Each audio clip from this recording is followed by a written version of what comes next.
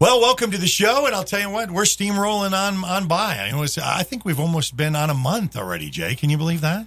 Well, yeah. I mean, it seems like every show we have something really cool to talk about, and it's been really nice to finally get out the word to people that are having issues inside their homes, how we can help them save energy and also fix some problems that they have. And I'm excited because we're having different guests now, and we're starting to come up with people that really do what we've been talking about, and so we're real excited. And I think the program has really started off well.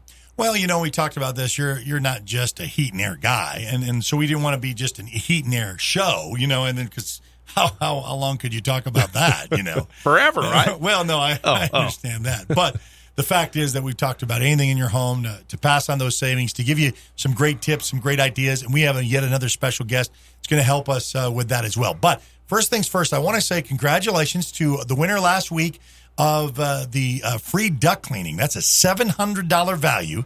Miss Connie Westbrook from Cache, Oklahoma. Absolutely. So great opportunity, Connie, to take advantage of that. And we're going to talk about this week's prize, which is another maintenance agreement. That's a $250 value, come out twice a year. Yes. Just this time of the year to kind of spring it before summer, and then again in the fall before winter, and a great opportunity. Now, we're going to give you a couple of ways to do that. You can go to info@jjburk.com. Just submit a question. Say, here's my question for Jay. Answer this. And throw him a hardball question. Don't just throw a loft one up there. That's right. For him to hit one. Make it tough on him. Or you can call 581-3605, our designated hotline. Now, even though we weren't going to pick up an answer, you just leave your question there on the phone, and we're going to get your information through the caller ID to call you back in case your name will go in for a drawing weekly, because we throw in them all into a hat, so to speak, and you'll be able to win. So the maintenance agreement, $250 value, and you can go to info@jjburk.com or call 581-3605. Now, picking up from last week. Last week we talked a little bit about some hidden things that you weren't think about as a homeowner, and I think, if nothing else, I think most people are understanding the proper maintenance of your heat and air system is critical, almost like the vehicle as far as getting an oil change. And we all know, I guess because our parents, mandated, I was a 3,000-mile guy. My dad says, if and or buts 3,000 miles, you're changing that oil. And it gets ingrained in you, because right. The fear is if you don't, you neglect it, and you let it go, you'll have no engine after a while. So proper maintenance, we get that. But here are some other ideas, and our special guest not only going to bring some of that, but we talked a little bit about last week about having a third-party entity come in for these rebates, a PSO and CenterPoint and that. So I think this is what we're going to start out with today. Yeah, our guest is Russell Philpott, and he actually is the third-party tester that does all the testing for a whole lot of the utilities, especially we have him solely here in Southwest Oklahoma for PSO, and so he's the guy that once I go out and take a look and say, I think these are the things you qualify for, he actually comes and does the actual test itself, and so I wanted him to come in today and with his expertise and telling people, what can you really look for? What can you look for besides, if you have just questions in your mind, maybe my house will or will not qualify, and not only will it qualify for what PSO has to offer, but what can I look for to help myself? I mean, a lot of times we don't know to look at a fireplace or to look at can lights, and like we talked about that last week, can lights being one of the worst things in the house, these open can lights and the old can lights. And so welcome, Russell, and we appreciate you being here. It's great to be here. Thanks for having us. Can you just kind of go over, I know I tell people what the test is about, but what exactly are we looking for? Well, I show up to a house, have a general idea just from the neighborhood, what I'm going to find in a certain neighborhood over and over again. So I'm really just big areas. I'm looking for big areas that I know I'm going to find in specific houses. A lot of cases, it's things that people never think of. Most people think that the big problems in their homes are going to be windows, doors, things like that. They've heard that over and over. However, it's typically something that makes you hit your forehead when I show them. But things like a heater closet door inside the house, like in a hallway, it should be treated like an exterior door, but it's always just an interior door, no weather stripping, no door sweeps, things like that. And it's after you open the door, it's open to the attic. So there's a huge air exchange between the house and the attic. Now, need to be cautious about sealing that up just on your own. You really need a professional to look at it and make sure it has enough combustion air and done to code. However, that's always a big thing we see. Another area I automatically walk to, especially in the older ranch style homes, is the surrounds on fireplaces. Where a brick wall around a fireplace meets sheetrock or meets maybe some shelving, things like that. Typically, the sheetrock wasn't finished in behind it, and so therefore it's a big air leak around the fireplace surrounds. Those are two of the quick things I would look at, including can lights and a few other things I automatically know are going to be big air leaks in a home. I know that we also even look at hot water tanks, hot water tank closets that are interior to the house. They're big, and I know one of the big pushes from PSO and from us as well is always that we want people to have carbon monoxide detectors inside their home. But even the hot water tanks closets, a lot of times they're just plywood doors that, it's very thin and they just barely latch together. And I before I started doing this program, I never thought that it was a big deal. But after we seal them and we see what the air exchange is and how we're able to seal them up properly, it's huge. It really is. We use a machine called a blower door that can depressurize the house and simulate a big wind hitting the house. And it's very eye-opening to have that test done in your house, especially those kind of things where air is just pouring in or pouring out, whichever one happens to be hurting you worse at the time. But yeah, it's often just not thought of as a big deal. I tested a house one time that had louvered doors into a heater closet area, which I didn't love it, but then when I opened it, the louvered doors, there's no ceiling in that closet, so it's just a giant hole between the house and the attic. Now, I have a question. How do you measure that? Do you have like meters when you talk about how is that done? We have our blower door does a pressure difference, an inside and outside. And in Jay's industry, they measure everything in inches of water column. My industry, we measure everything in pascals. And the common person's vernacular, they typically think of PSI. But this is a very, very small measure of pressure.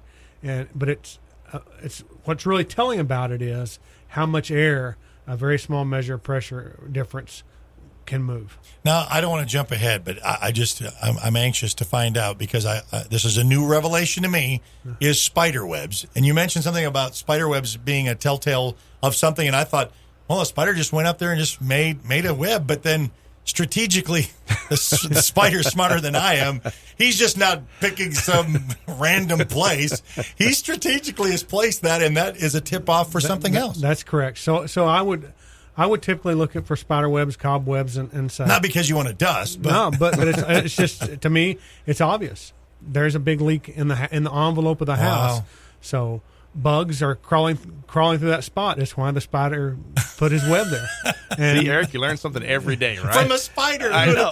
Yeah. So now I'm going to go home and immediately I'm looking for spider webs, and I'm checking my chimney. And your wife's going to be mad at you. See, there you go. So it's good. And one of the things too, Russell, that we talk about a lot is we get into these older houses, and I know especially here in Southwest Oklahoma, we see a lot of houses with subfloors with vents that go underneath the house, and they don't have concrete slabs.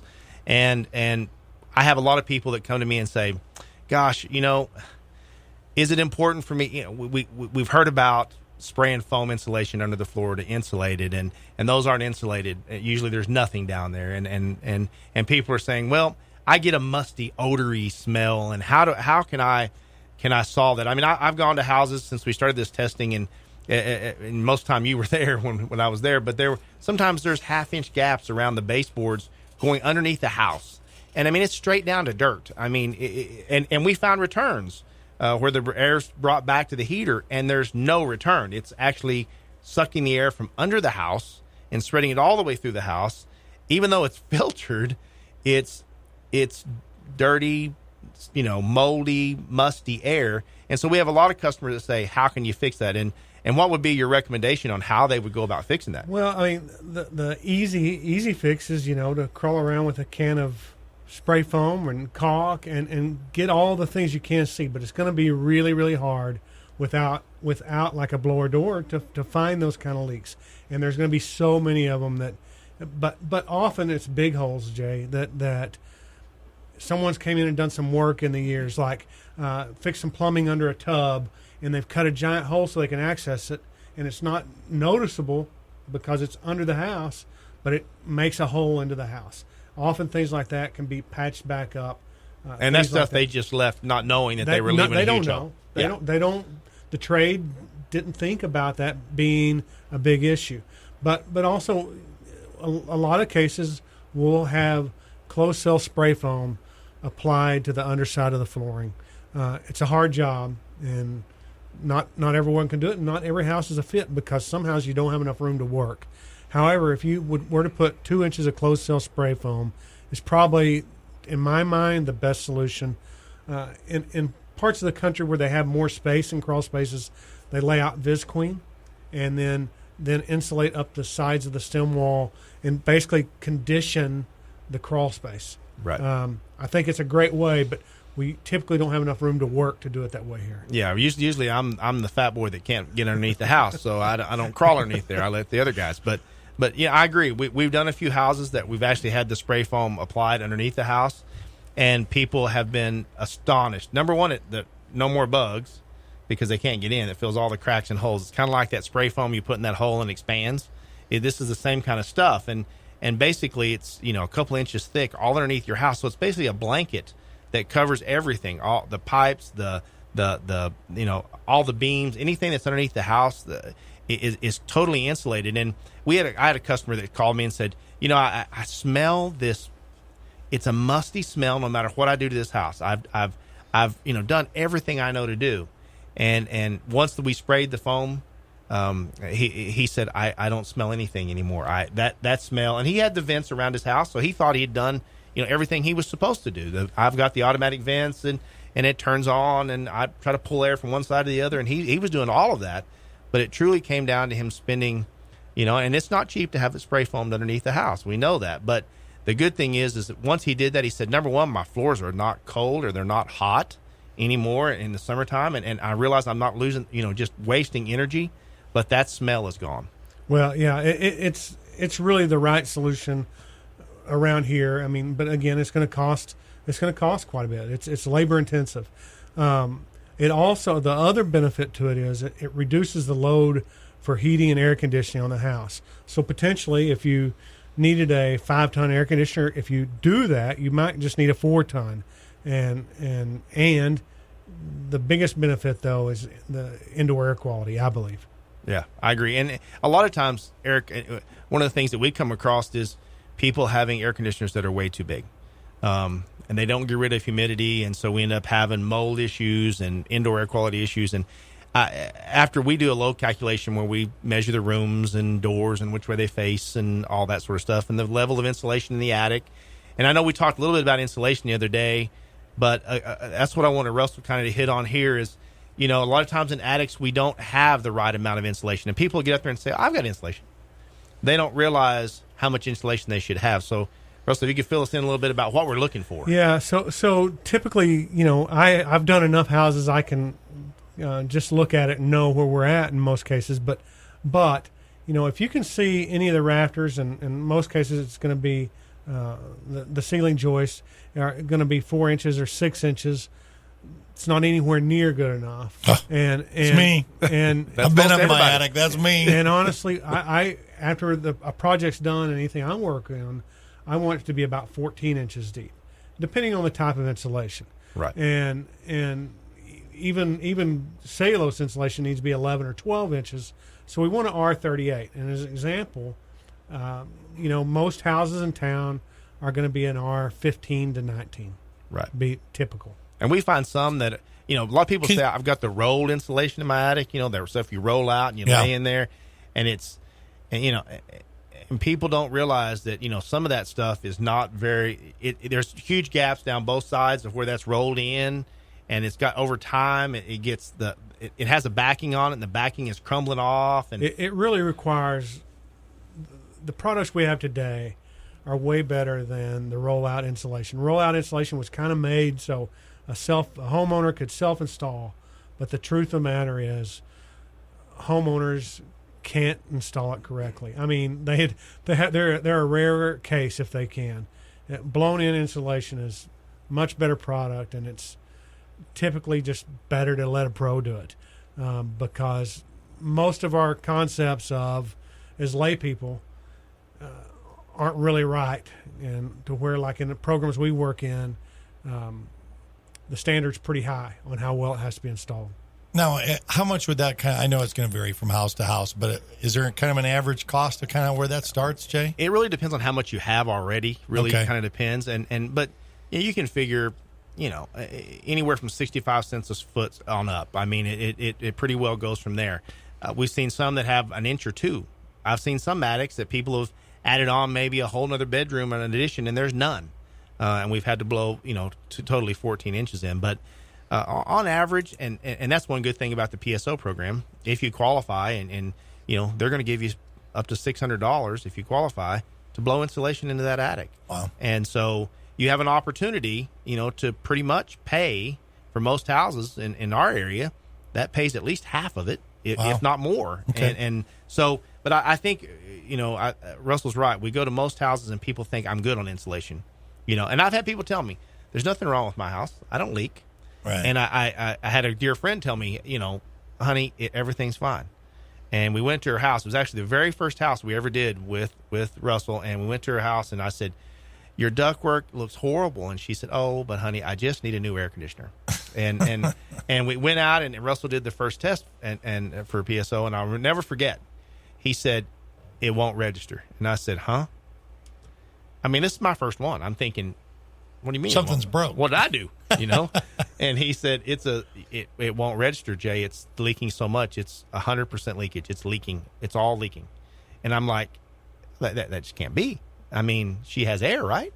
So explain that. I mean, people think when you say, I don't get a reading, they think that means they're getting no air in their house. Well, that's true. So we have to consider when I'm testing duct systems, and what we do is tape off all the registers, hook a machine up to one of the return grills. It should be a closed system. It should be like, at that point, like trying to blow up a balloon.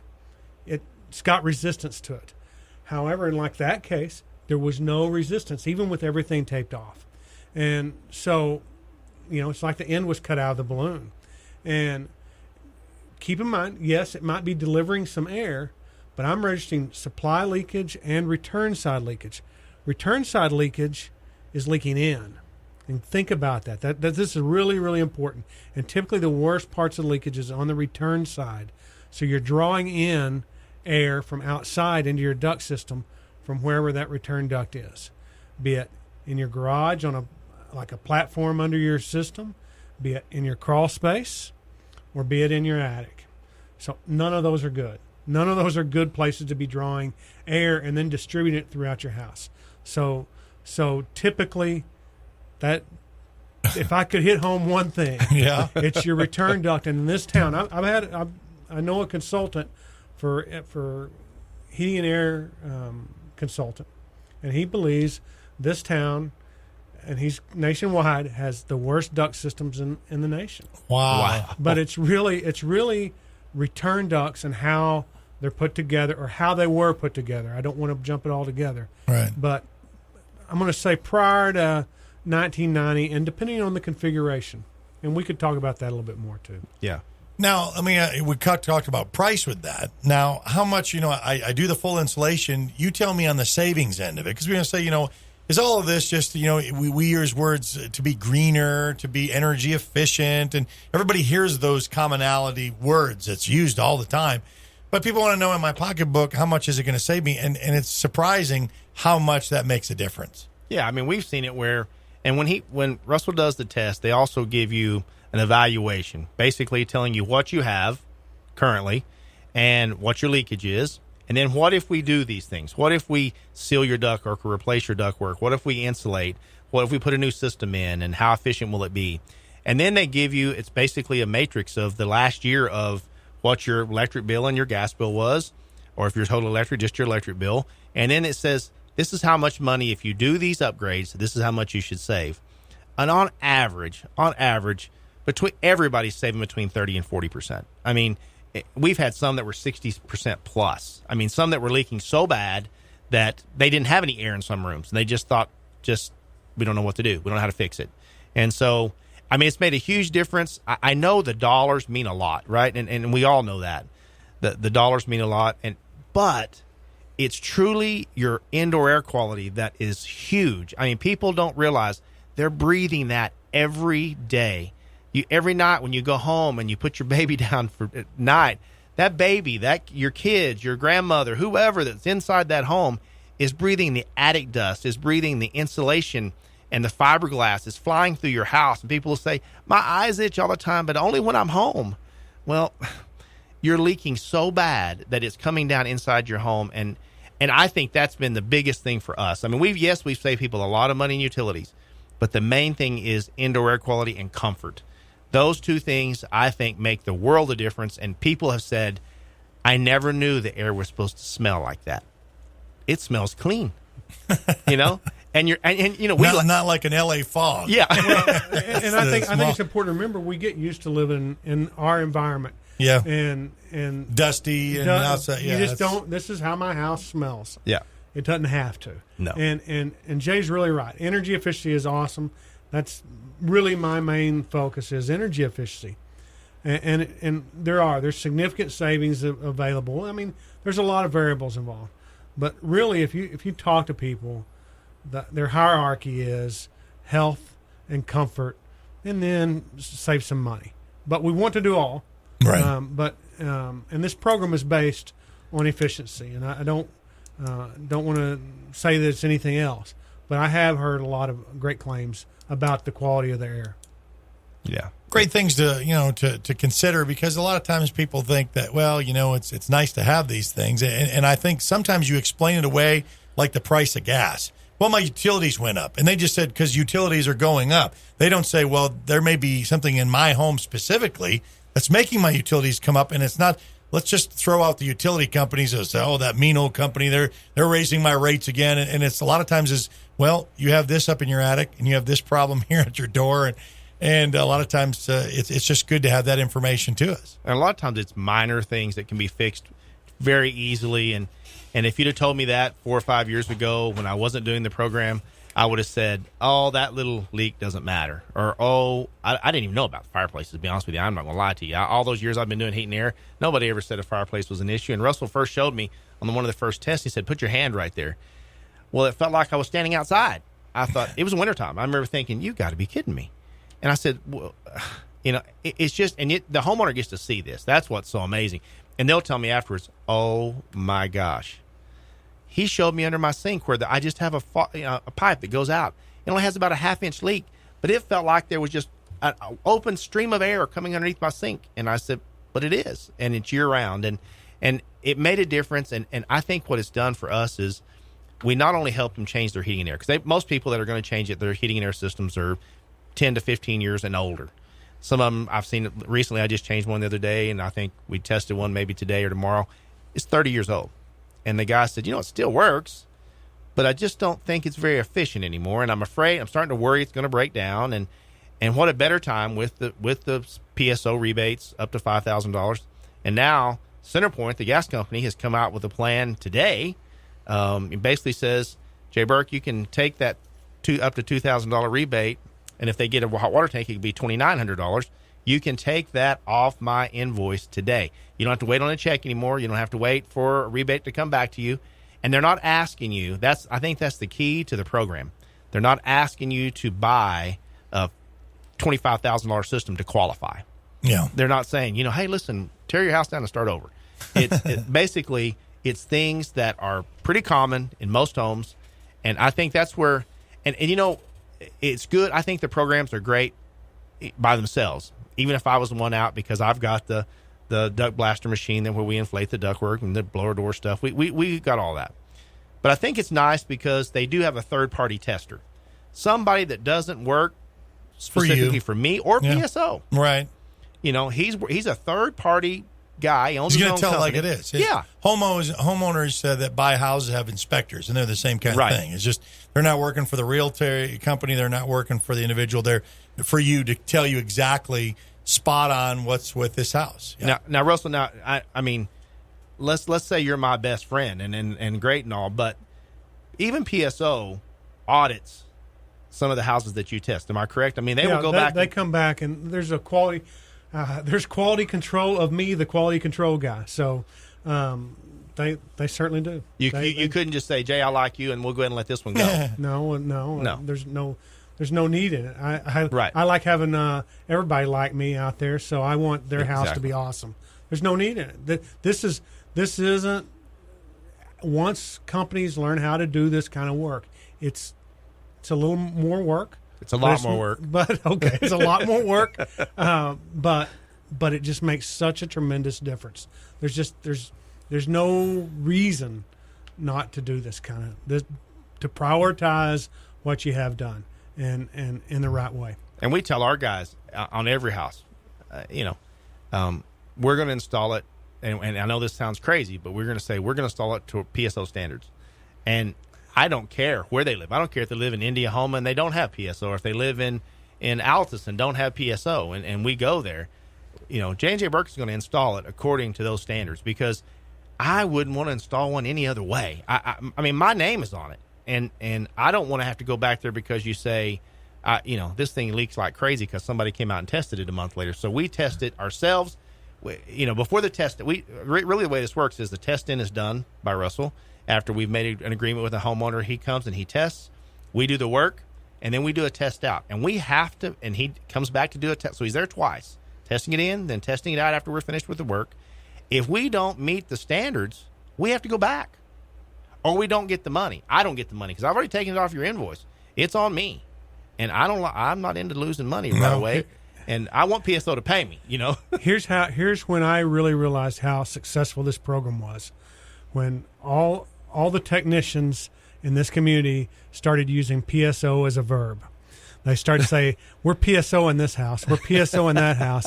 And that's when I really realized this is working. The guys really understand this is awesome. And you asked my guys, I had a meeting today, and I asked my guys, I said, most of them have new Linux systems that we've allowed them to install on their homes. And I say to each one of them, would you have done your house any other way? And they said, no, we'd PSO our house. So that tells you something. That tells you. You're listening to the PSO. You got me saying it now. Look at that, the PSO show now. There you go. Okay, you're listening to the J&J Burk Home Show, and we'll be back right after this. We're back with the J&J Burk Home Show here at KLAW 101. And, boy, I'll tell you what, just time flies when you're getting this much information in here. But before we wrap up the show, you want to talk about a great time for an employment opportunity. Yes, we do. We do have an opening for journeyman installers, have a license in the state of Oklahoma. If you want to join a family team and somebody's going to help you get to the next level, please come by our office at 2012 Northwest Hoover, and please no phone calls. And apply. Also, we want to say that any question that you have that raises up, and even if you kind of listen later on and you just think of it midweek, just go to info@jjburk.com. Fill out that information of just your question. Here's my question for you, Jay, and then at info@jjburk.com, or call 581-3605. That's the direct hotline to our show.